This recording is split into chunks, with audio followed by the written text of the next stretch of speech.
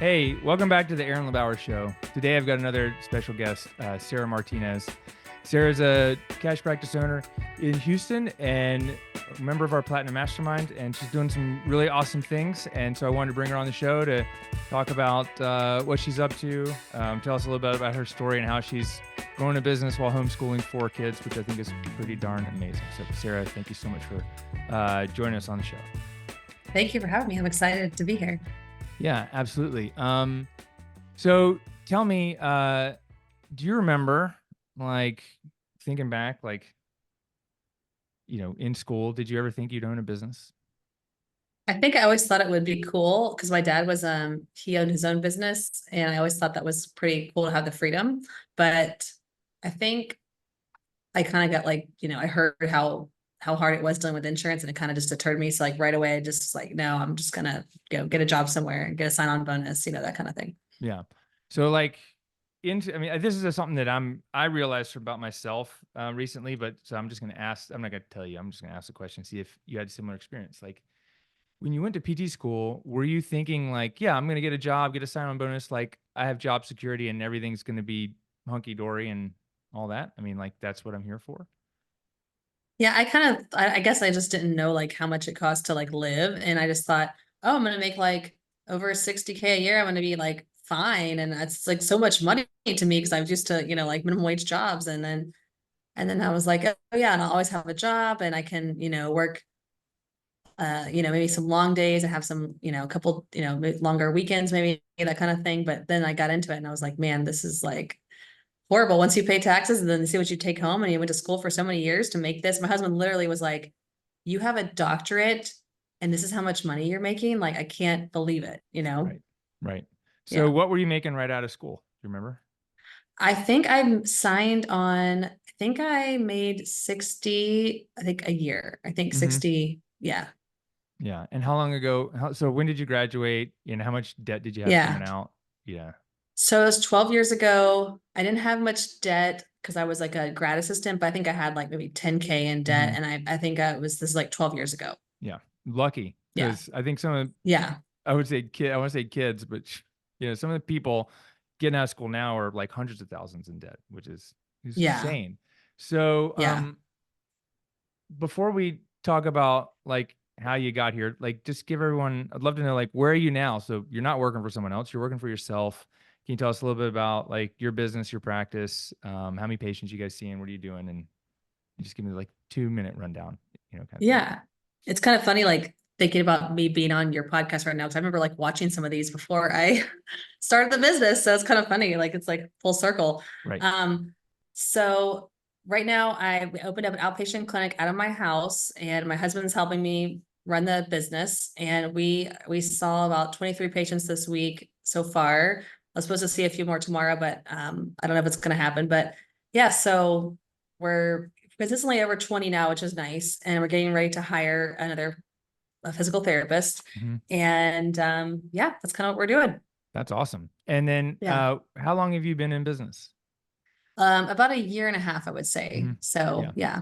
Awesome. And then was it Yeah. easy from the start? What was the hardest part?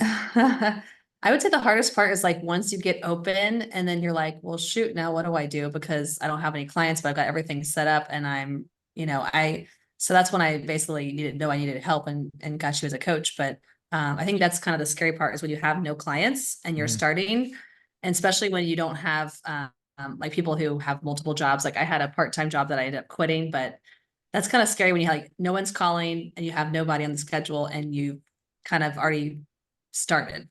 Right. That's hard. Yeah. Yeah.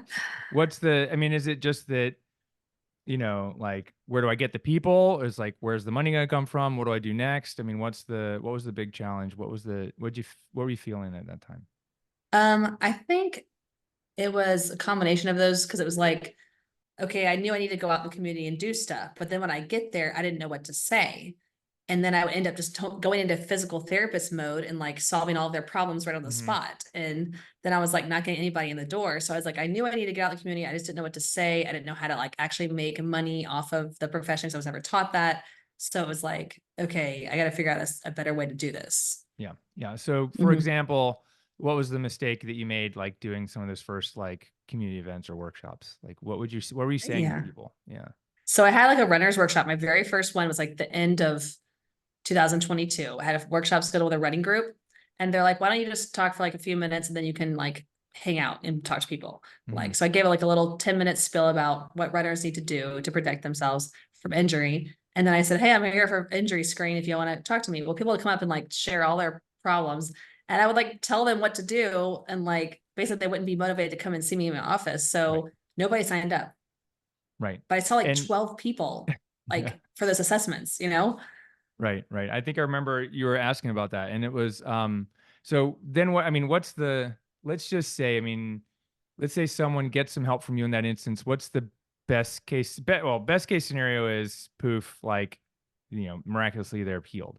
But like what's the typical like do you know like what the typical like scenario would be for people going home with some more information, but not your help? They're probably just enough to be dangerous at that point, right? Because Mhm. they like don't know enough and you just gave them like a blurb and they probably didn't understand half of it. So, you know, I did actually have one guy who ended up like 6 months later contacting me to come see me. And he's been like my most faithful person now. He's like coming like still monthly and Mhm. he just likes to like prevent injury. But yeah, I'd say like the problem is you only have 5 minutes and you're giving them a little bit of information, but you don't really know enough to really help them, but it might confuse them or make them actually think that they're okay and then they actually get hurt. So, I don't know if I help those people or not, but it was definitely a learning experience. Right. So Yeah. what do you do now that's different? Like how do you convert people? What's the conversion rate? What's the conversation like?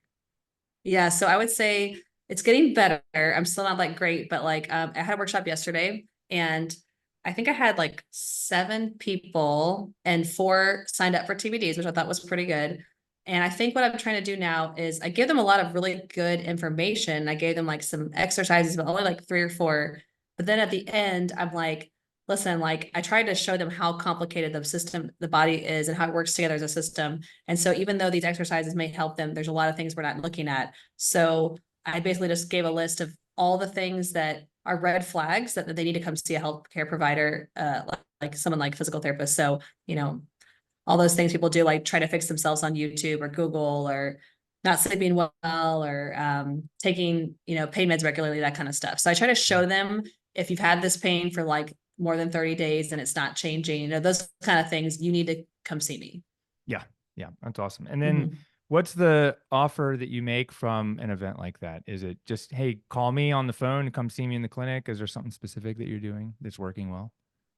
Yeah, so I've been offering the total body diagnostic. So I basically give them half off that first assessment. And so I have them sign up right then. So I'll be like, okay, whoever here is interested, go ahead and raise your hand now and I'll schedule you. And then after that, I'll be around to talk to everyone else. So I make them like a priority and then Yeah. I schedule them right there. And sometimes I take payment right there, but sometimes it's hard with like Wi-Fi connections and that kind of stuff. So Yeah. Yeah. That's yeah. awesome. What, okay. So I think what, I'm thinking, because what everyone's always asking me is, Aaron, how do I get more new patients? Like, you know, how many patients is this kind of strategy bringing in? And tell me, what's this doing for you? And is this the only strategy that you're using to bring in new patients, or other things you're doing? I would say workshops are my main thing, but I am getting more like people off Google now that I'm showing up more on Google Hmm. with, having more Google reviews and stuff. I would say I try to do like 3 workshops a month and I focus on my niche that really helps me. So I get more people who are more my niche, which is like people who do like Pilates, barre, and yoga. And when I go there, I tell them like these are primarily people that I treat. Is I treat people who do yoga. I treat people Hmm. who do Pilates, and that's what I do. And I do treat CrossFitters and runners and everything else, but the majority of my people are Pilates people. So I tell them that. But yeah, if I go to those niche groups like the Club Pilates, the Barre Method, the yoga places, I get a higher conversion rate than I do at CrossFit. I don't know if just because it's like my people, I don't know. But and then I do get some at CrossFit, but I would say not as much. But I'd say going to people that I, you know, connect with or I like the kind of exercise that they're doing that helps. And then I do injury screens as well. So that's more of what I do like at CrossFit and then like F45, like group fitness kind of classes. Hmm. But I would say the main thing is workshops for me. And then people find me on Google And I think they're finding me on Google because I've gotten a lot of reviews in the past year. I've got like 45 or something, but Nice. just really trying to push that so people can like know that I have a reputation kind Yeah. of thing. That's awesome. Like that's almost half as many as we have. We have 110. And that's in 15 years. Well, I'm sure you weren't focusing on it like last year. That's like I had the time to focus on it, you know? Yeah. Yeah. Well, let me ask you Yeah. about that. How do you go about getting Google reviews? Like, is there a certain thing that you ask? Do you email people, message them something? What are you doing to get Um, Google reviews? I'm changing it up a little bit, but what I was doing before was I would just like text every patient, like, you know, if they always text me when they arrive because it's at my Hmm. house. So I always am constantly texting with patients. So like, hey, by the way, you know, I know you had a big improvement this week. Could you leave me a Google review? Here's the link. I text them. I've started asking people earlier on. So like when they have that aha moment, when like, you know, visit 4 comes along and they're like, I can all of a sudden do this now. It's like, okay, well, hey, here, scan this. I have a scan code in my office.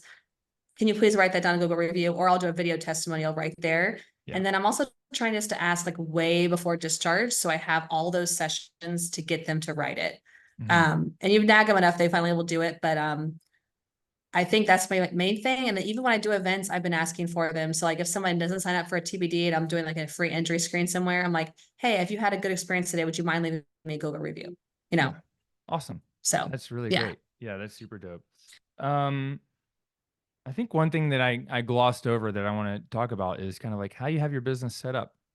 You're not traveling to other people and you don't have you're not paying rent in a clinic location. You've got the business in your home. Can you tell us about like a little bit about how it's set up and why you chose to treat out of your house?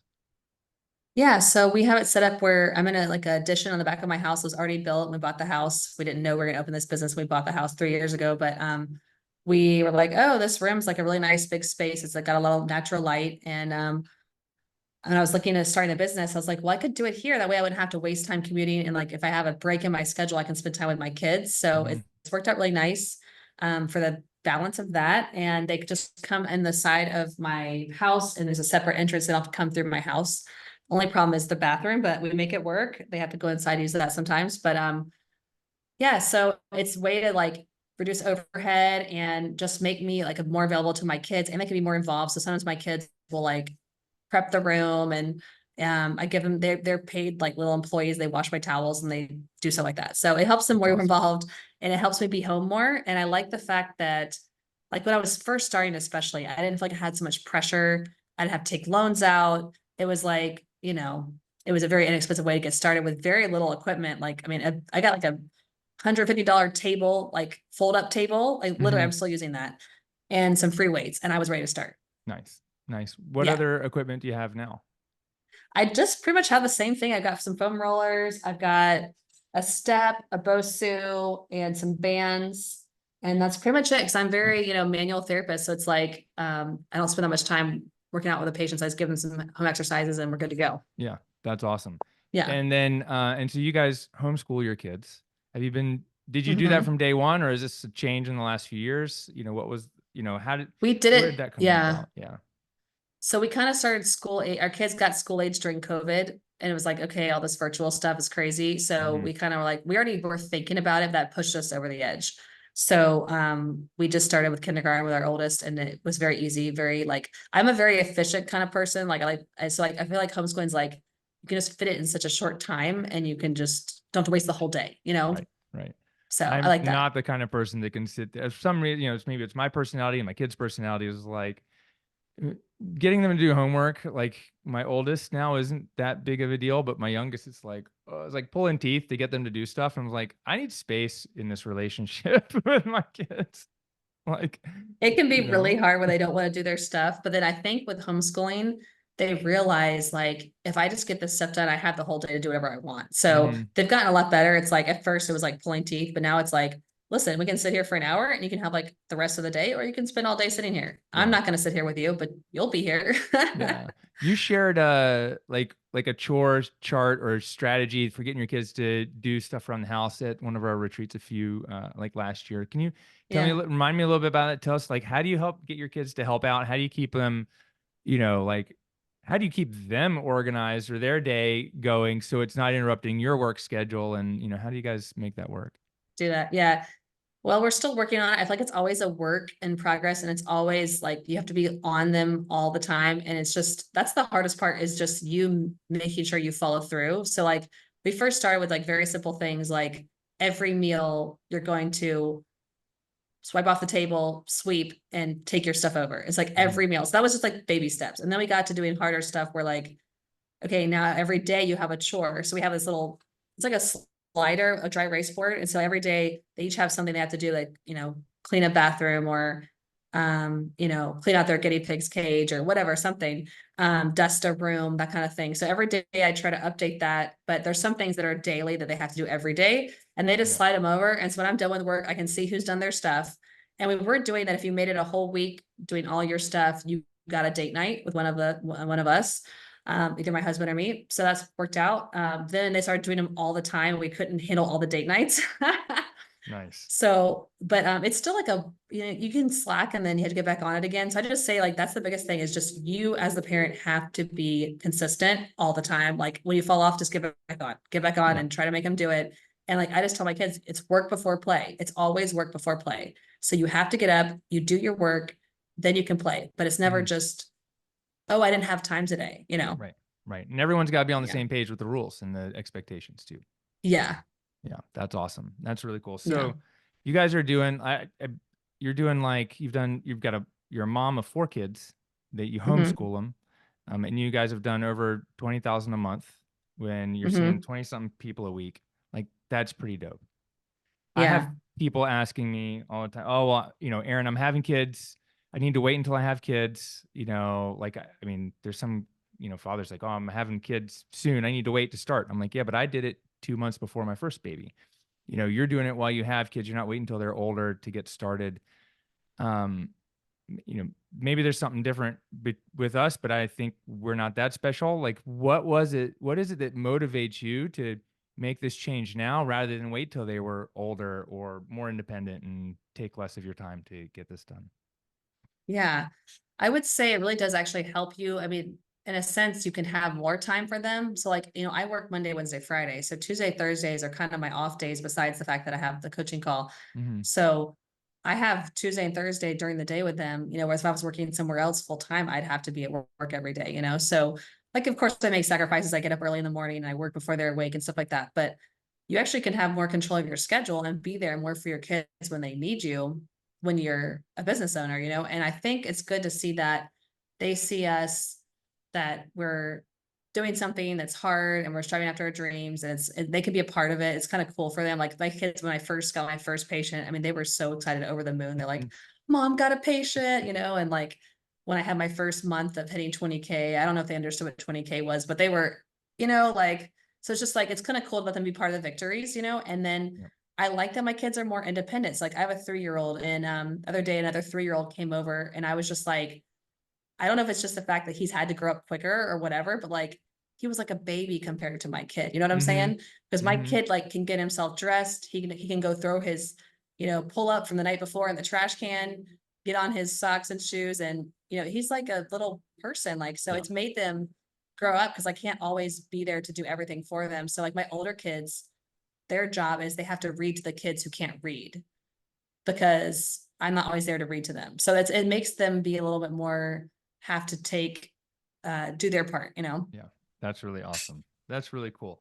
And then you retired your husband kind of thing. I mean, Yeah. I think Pablo was doing some different stuff. I mean, can you tell like a little bit about like, I mean, like I don't know how far back we want to go, but like there's this really cool story about you being a airline stewardess as well. But I mean, let's Yeah. start with what was Pablo doing before? What's he doing now? And how's that like how's he helping in the business? How's that helped you? How's that work? Like share a little bit Yeah. about why you decided to do that. Yeah. So it was a pastor, and like I went to PT school first, and then he went to seminary after, so like we kind of put each other through school. So I put him through school, he put me through school, kind of thing. And then he graduated and had a first church. We moved to Houston for it, and kind of got burnt out, and after 2 years of being there, it was not the right place for him. And so And was he that like a left. burnout from COVID too, or jobs? Just, I mean, was that, I can't, like I want to make that Yeah, distinction because burnout before 2019 is different than burnout in 2021 because everyone I think it is was a combination because struggling. he literally started at the church like the month COVID Yeah. hit. So it's like a really rough time to start the first position and you're the main person in charge making all the decisions. So I think it was like the stress of everything, but ended up wasn't a good scenario. He left. And so it was kind of hard for him because like when you're in that kind of position and it's not a quick replacement job out there. Like you can't just like go find another church like tomorrow. It takes Hmm. like months, even years. So I had to go back to work like ASAP, didn't have a license at the time because I was in Texas and then just moved. So I got a license quick, got a quick part-time job. And yeah, so basically that's what kind of motivated me from there was realizing, well, shoot, I'm going to work a ton of hours to be able to like pay for all of our stuff. And I don't want to be gone that much. So, um, and then I'm thinking what else my husband can do because with his degree in seminary, it's not like you can do much besides pastor. So anyway, it just worked out that we started the business and he was able to just basically help me. So now he was kind of like become my virtual assistant administrator kind of thing. So I did fire my virtual assistant once he came on board and he basically, he does stuff like he makes flyers. He helps me get, organizational stuff, figure out technology, buying supplies, buying things I need. Pretty much just like I give him just like whatever I don't, any to-do Yeah. list thing that I'm just trying to do. So Yeah. social media, he does that kind of stuff. Oh, nice. So he's kind of Yeah. like a in-house VA, Yeah. and can just really help him support you on the back end type of stuff, right? Yeah. Yeah. How do you make that work though? Because you guys now you spend all day long together. Like, I don't know, maybe I just need some more time by myself. Some days I feel like I have too much time by myself, but there's your work relationship and your personal relationship and your teaching or your homeschooling teaching relationship and parenting. Like how do you guys make that work? And like is there something you guys are doing or is there something that you're struggling with and you're working through? Like how do you make it like feel like really good for both of you?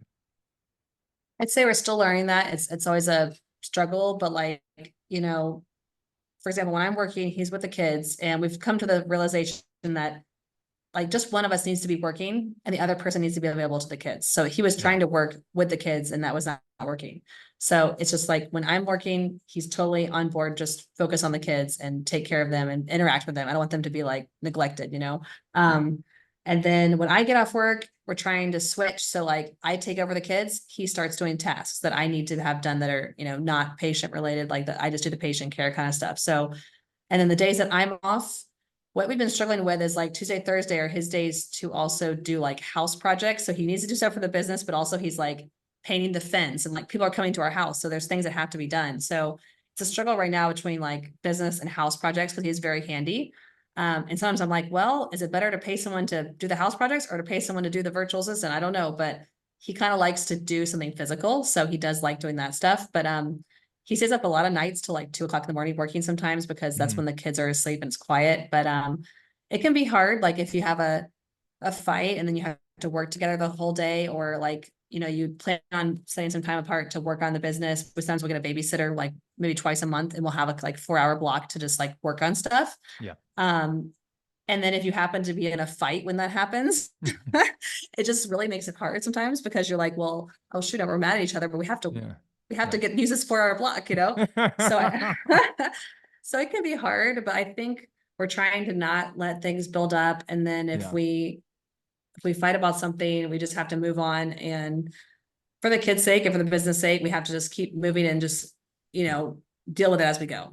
Yeah, no, that's cool. Yeah, I Yeah. mean, it's not the easiest to, you know, I mean, it's just not the easiest, and you Yeah. have to have like ways to make it work. And everyone who comes to me and says, Aaron, I want to partner or I want to work, I want my spouse or partner to work with me. I'm like, cool, that's a great idea, but you need to know like it's not the easiest solution.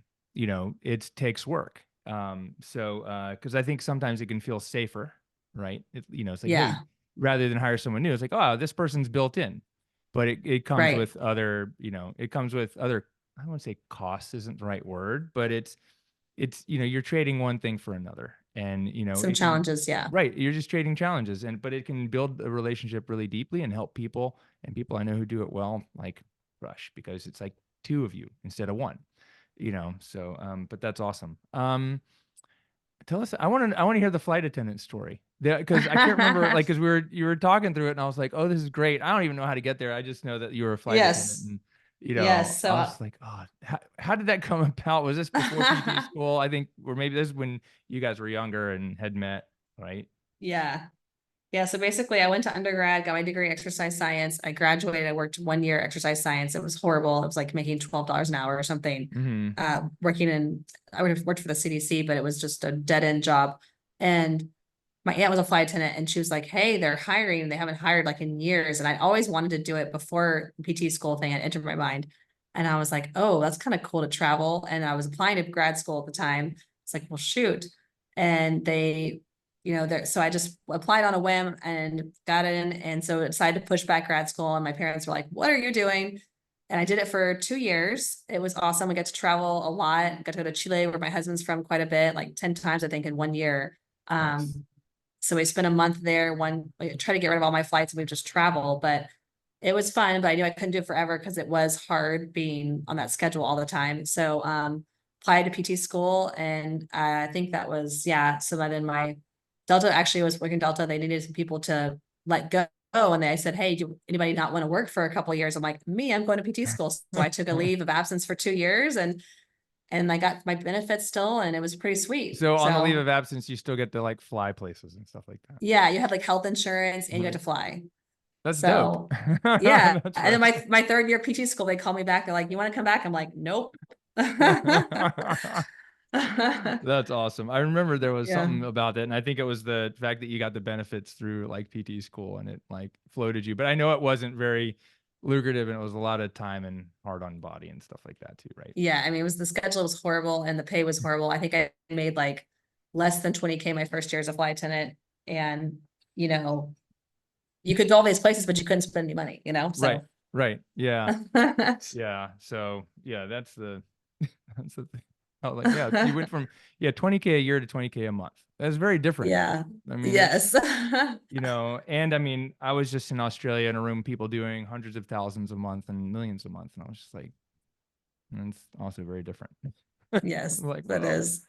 Um, I can see oh, how you easily like get used to that. Like you get used to, like, for me, like to say 20K a month, like that to me a year ago, like was like yeah, $20 billion. You know what I'm saying? Like it just, you kind of get, I don't know. yeah. Well, it's a recalibration of your Yes. money and mindset, and what things are not just worth, but the value of your time and your expertise, right? And it's like, okay, this is what we need, and it's also an environmental thing. The more people Yeah. that we're around who are, you know, having a good money mindset or talking about it, and it's like the more we can help people, the more we can grow, and the easier it becomes, right? Yeah. I just feel like I told my husband this last week. I said, I finally feel like, because I raised my prices, in January to, like, after the retreat, maybe it's February, I raised to 300, a session.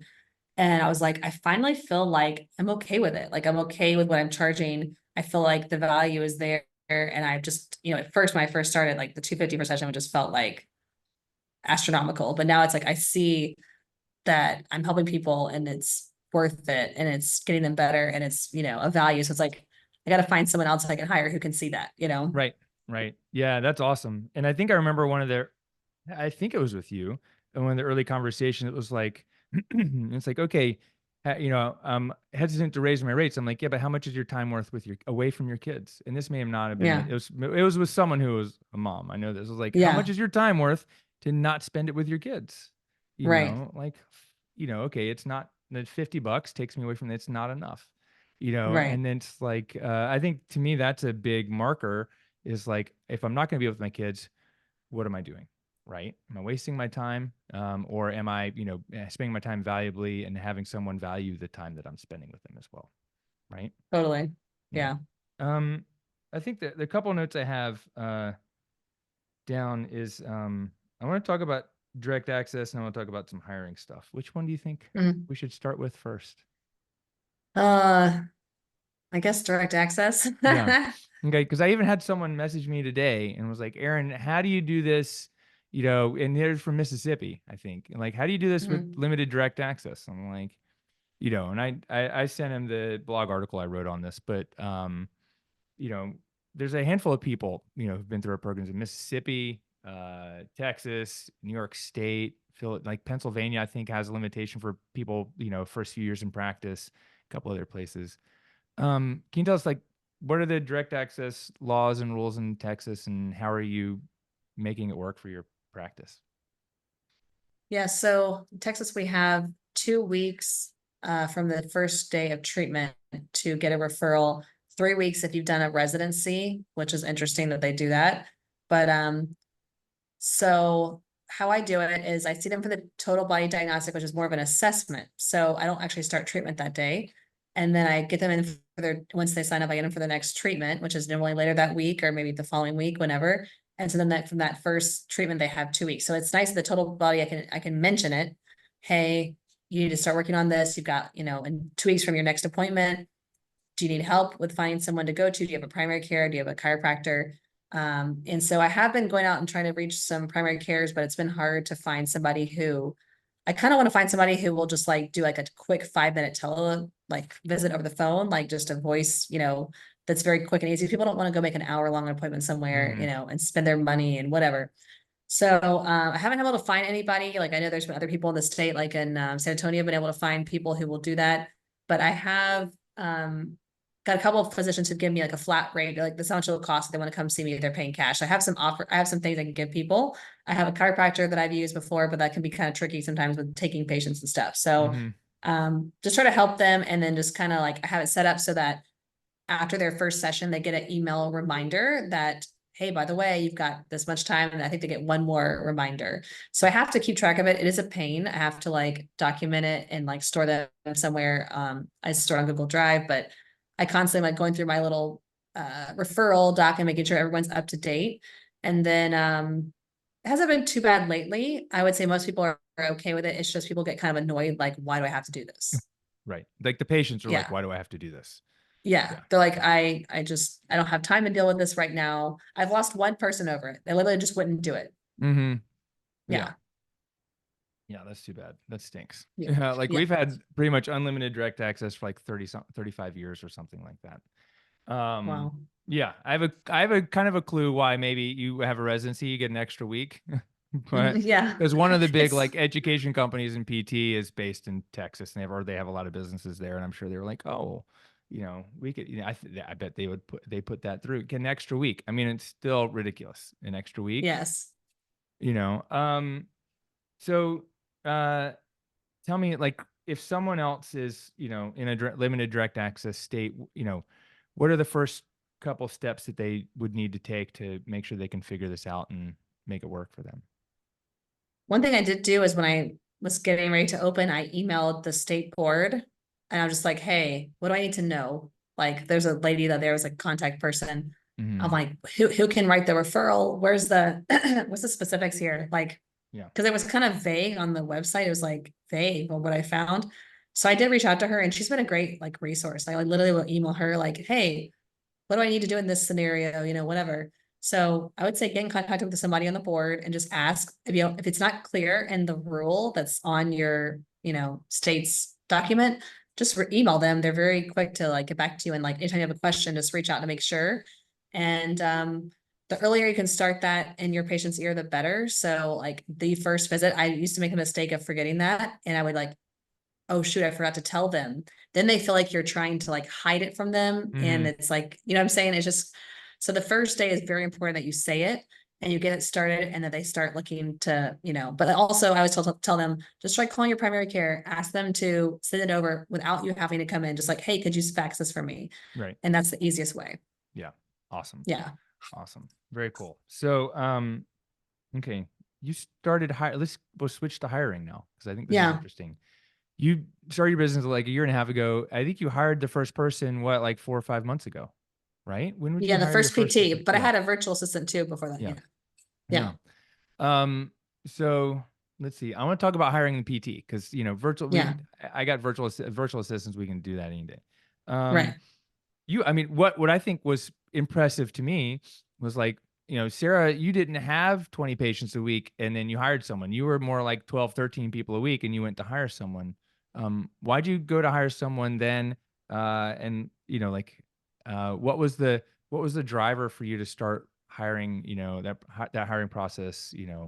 Within the first year of your business. Yeah, I would say maybe I kind of got used to like taking risk. I don't know. I was like, okay, what the Mhm. heck? Let's just do this. But everyone was telling me, don't wait too long because then you get too busy and you can't train them. You won't have time. Yeah. You'll be too.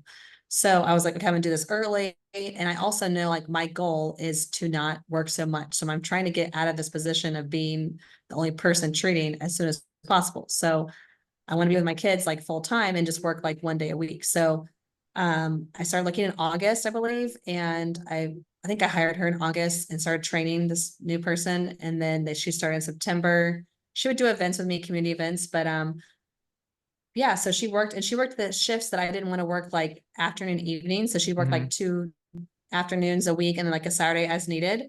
And that helped me just even if I was here still, like I was just like able to have dinner with my family and cook dinner and like hang out with the kids. And so it was good. It's just it ended up not being a good fit for what I think Yeah. she wanted and what I wanted. So I think early on I decided like if I already know it's a good fit, not a good fit, let's just go ahead and look for someone else. Yeah. Yeah. Was it a mismatch in expectations or time availability or something else? I would say it was probably like um I think the job was going to be, I thought, draining on this person because they weren't going to enjoy the marketing and the outreach and Hmm. the being around people. And I thought it was going to be too much of like, I would have to do everything and they would just want to see the patients. And I wanted somebody who was comfortable with social media, being on camera, going out and talking to people, and more like a self-starter. Right. Even though I think this person was good at being a PT and she even actually sold a package. I think I told you the first day, like Yeah. she sold like a awesome package, like a 12 pack. Yeah. So she was good at connecting with the people, but I thought Yeah. It was like, like a $2,700 package or something. yeah, like I her was like, first sweet. day, it was like Yeah. awesome. So it wasn't like it was but I learned a lot. And I think it was Hmm. really good because I learned a lot about hiring during that time and like what to look for. And I think I was just so happy that I found somebody. I was like, yeah, Yeah. but now I'm looking like being a lot more like making sure that they're going to be happy in this role because I am looking for someone who's very unique, who's comfortable with like talking about money, talking to people, going to events and that kind of stuff. Yeah. So what are you doing? What are you doing differently now in the hiring process or I don't know if it's the job description listing process. Like, is there anything what'd you learn from the first one? What's the lesson that you've picked up? Because if we're not, if we're not, if we have wins and lessons, right? Like what's the lesson Mhm. that you really picked up and how are you putting that into place right now to hire this next person? So I'm trying to be more like clear that you'll have to be very good at being on camera, social, like all those things, like on the job description. Like I think even on Indeed, I had a thing where you had to be comfortable with sales and marketing and that kind of stuff. So making that very clear in the job description. And then I haven't gotten to the interview phase of anyone who's applied, but like I have a multi-step thing people have to go through. And one of the things is they have to make a video. Hmm. And so far, no one's made a video. So I'm not even considering them. So that's going to be like a thing. If you can't make a video, which, before I opened this business, I had never made a video myself. I never Right. been on YouTube. I'd never done a vlog or whatever. I hated that stuff. So I can see how that'd be really hard for somebody, but I want somebody who's willing to try. Yeah. Yeah. I Yeah. just hired someone for our sales team and I think I had a couple hundred like, application starts, 70 something people fill out the application and 4 people made videos. And, I was Yeah. like, and someone even asked, was like, do I need to make the video? I was like, well, if you want the job. And she never did. Yeah. Like, okay. I know. I'm like, I want to like almost email people like, hello, waiting for the video, but I'm like, I shouldn't Right. even have to do that, No, you shouldn't. So Mm-mm. yeah, I'm just, yeah. Yeah. So that's So interesting. Very cool. So you're getting, so I haven't gotten the update from you on this. So we yeah, didn't chat. So you've got the process going.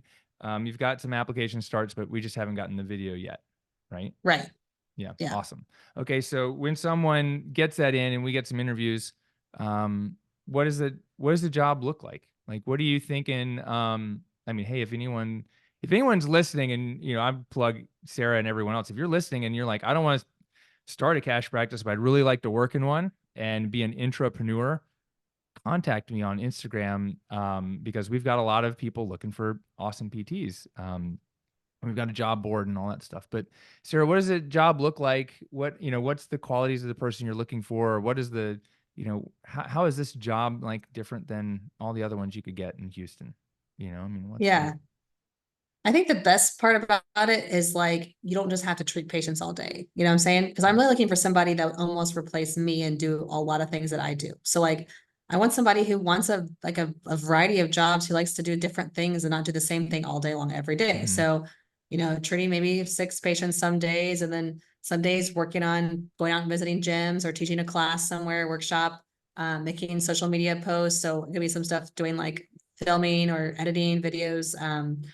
And just somebody who's like very warm and caring and who really just like wants to go above and beyond with the people. So I know every job says that, but like really I think that's what sets us apart, being a cash base, is just like doing everything possible to help the person above and beyond, even thinking about it outside of their session. Like I come ready to the session with ideas of what I want to work on, and I even go and look Mhm. up stuff sometimes, like I got to find a better exercise for this person, or whatever. Like someone who'll just go that extra, make it extra special for every session for Right. their clients. So, and the good thing is you have the time to do that. If you're seeing 20 people a week, you have time to do that, Yeah. you The know? irony of that is when I was treating patients, I did for 20 years, I'd be like, "Oh, I'm going to do this with Miss Jones, this," and they come in and they're like, I'm like, "Let's see what's going on." It's like something completely different. I like change my mind. I'm like, "Oh, well, I guess we're Sometimes doing you these other waste that. things." Yeah. I know. I have that like list of on their doc, like next visit, and like half the time you don't do it because it's Right. like their neck hurts that day or whatever. Yeah. Neck hurts that day. Something so much better that they can do this now, or it's like Yeah. completely different. And it's like, yeah, okay, I guess we're doing these other things. It's like something else Yeah. is more important. I mean, I think to me, like the way that I, solve problems in people's bodies and businesses, what's the biggest result I can get with the least effort? And maybe a Hmm. little bit of that is my endurance, athlete background too. It's what's the biggest result I can get with the least amount of effort. And Yeah. that changes my treatment plan, depending on what's going on right now. So, that's awesome. Yeah. Sarah, is there a question that I didn't ask you that I should have? Oh, let's see. I think you did a really good job covering it.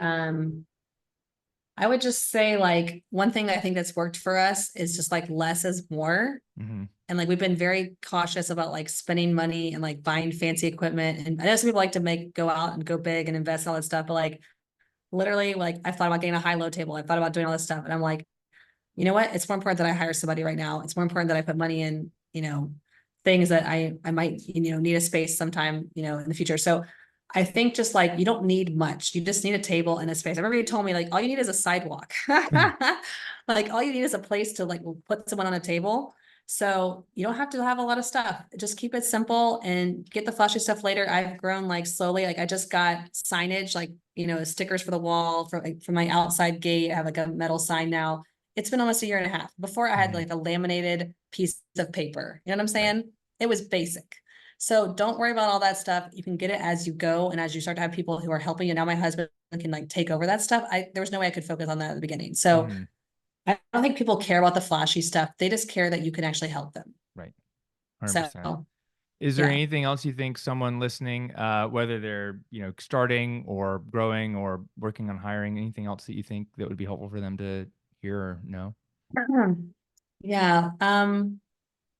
I would say like you may not think you're special enough to do this or like talented. Like I honestly came from being like a stay-at-home mom and not working for several years, didn't even have a license.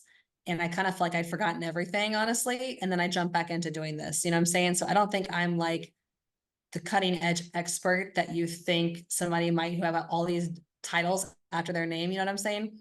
I have taken some continued stuff, manual certifications and such, but you don't have to be like that person to succeed. You can be like a average good, but just actually interested in wanting to help people, and you can make a difference. So don't let that hold you back. I think that was kind of something I had to get over when I first came back to it, because I felt like so rusty. Mm-hmm. And I'm like, how can I ask for this much money if I'm like just coming back to this? Right. Right. That's awesome. Well, if someone wants to like internet stalk you or find you online, like where can they find you on like social media, or or website? Yeah, so my website is covenantphysicaltherapy.com and my Instagram is at Covenant PT. I think it's the same for Facebook as well. Yeah. So we're on all those. We're not doing as much posting on Instagram as we're just like trying to focus on other parts of the business right now, but we're definitely on there. So check us out. Yeah, that's awesome. Sarah, thank you so much for joining us today and sharing, what's working and your big lessons and everything. It's really appreciated and super helpful. And it's always awesome to, get an update and hear, how our clients are doing. So thank you again for your time today. Hey, y'all. This is the Aaron LeBauer Show. Now, I wanted to say the Cash PT Lunch Hour, but it's the Aaron LeBauer Show. It's been a year since I did some interviews, and the last like 5 interviews were the first ones I've done in like a year. So getting back to doing some more. And this has been really great. So Sarah, again, thank you. Thank you guys for listening. If you've learned anything on this show, you've had any insights, anything's been helpful, would greatly appreciate a 5-star rating and review on iTunes. But man, just shoot me a message on Instagram, shout us out in your stories and let us know what was helpful. And we'll be back on the next show. Peace.